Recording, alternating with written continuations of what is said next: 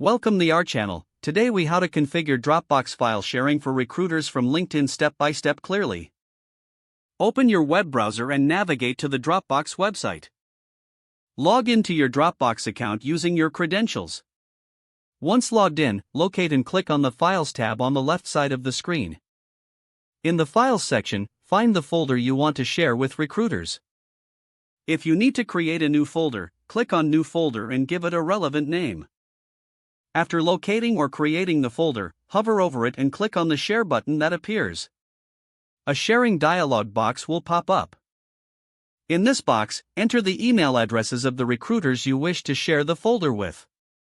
Make sure to choose the appropriate permissions for the recipients. You can select Can Edit if you want them to have edit access or Can View for view-only access. Once you've entered the email addresses and set the permissions, click on the Share button. If you would like to add a message to the invitation, you can type it in the provided box before clicking Share. After sharing, you will see a Next, notify your recruiters through LinkedIn or another communication method to check their email for the shared folder invitation.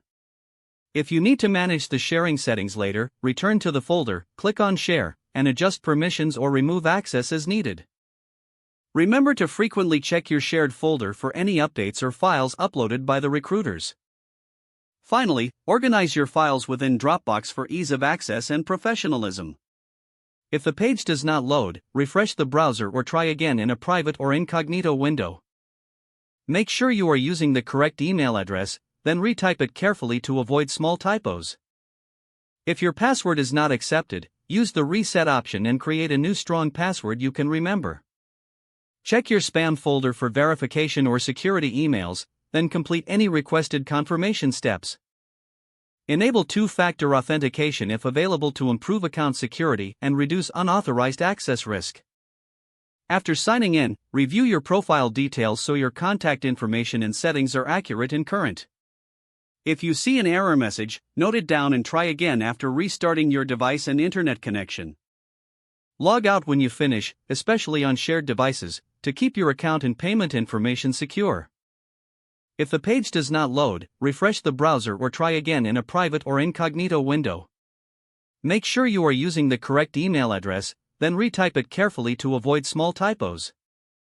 If your password is not accepted, use the Reset option and create a new strong password you can remember.